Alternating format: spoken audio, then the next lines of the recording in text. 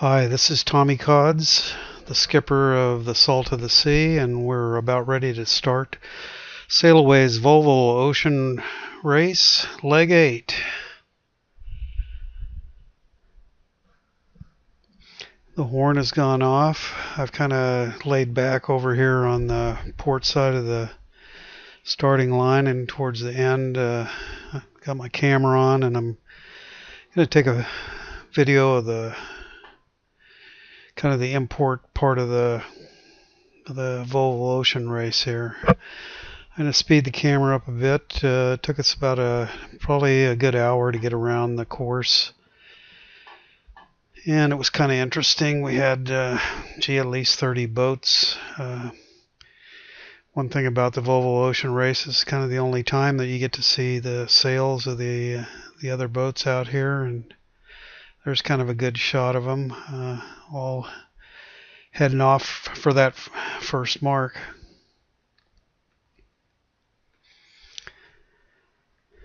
And it was kind of the typical import part of the race. We're all heading off to that first mark. Good 30 boats, and gets a little crowded around the marks here. I'm going to kind of speed it up here as we go around that first mark.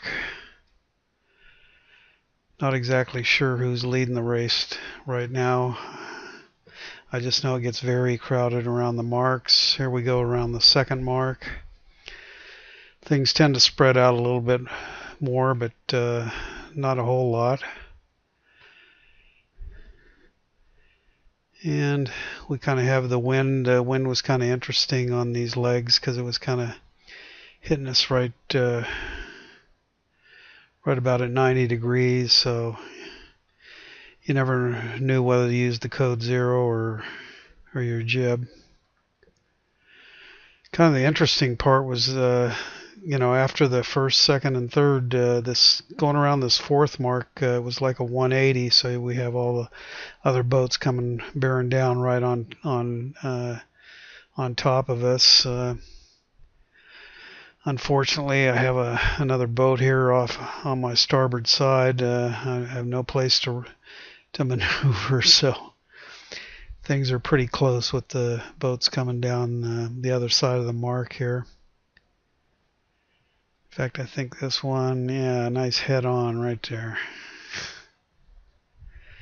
There's a lot of wood laying in the sea right there. And of course, here's the last leg before we make a turn out into the open ocean. Here's a picture of the leaderboard. For what it's worth, I'm not sure how valid this really is, how the leaderboard is. I notice all the speeds are set to 0 knots, but that's one of the bugs with Sailaway.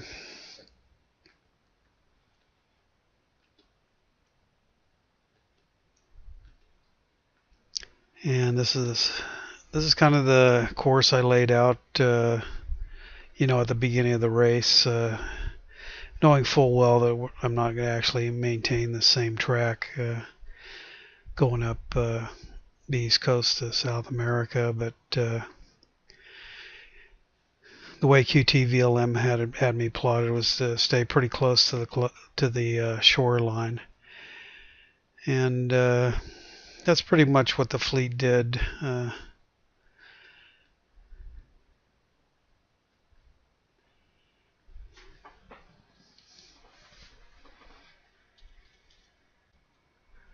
Well, actually, not exactly. When we left port, the majority of the fleet actually headed a little more out to sea rather than, trying to hug the coastline. As it turned out, that was just the angle of the wind at that time. And you can see, even though I at the start of the race, I was towards the end, but once we got out here, I kind of came up to the beginning of the pack. Now here's a good view of the new feature that Pete Gregg added to his tracker, because now he has little progress indicators on it, and you can actually see a good line of the tracks. You notice the that the boats are in different colors, and I believe each one of these marks represents about 45 minutes of progress. And here's an indicator of the boats that are in the lead here. There's Seth Warner just coming out of a dark blue area. Let's see who we got here. This is Eon, probably not in the best position because he's sitting right in that that kind of dead spot of air. But sometimes that's how it turns out.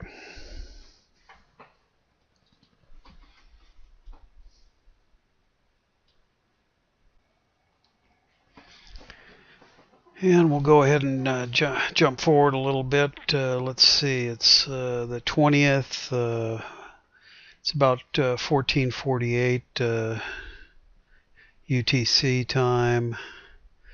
Let's kind of look at where the fleet is. You can kind of see that everybody kind of basically just kind of had to tack back and forth up the coast there to get to the positions that they're in, and basically trying to stay in the best wind that they possibly could and still get up the coast. You see Greg is up there in the lead.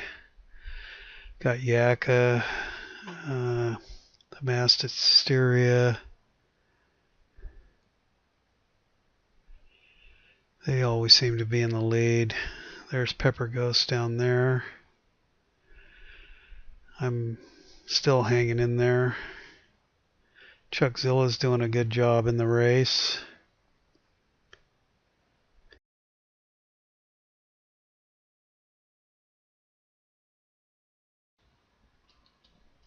And we'll slide forward even a little bit further.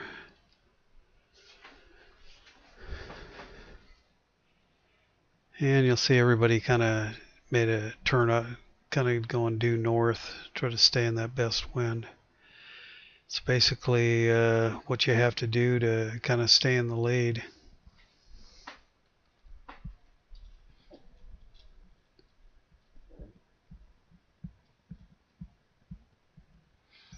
And I'll let you just kind of read some of the names of the boats that I'm highlighting here as we're trying to make our way up the coast the best we can.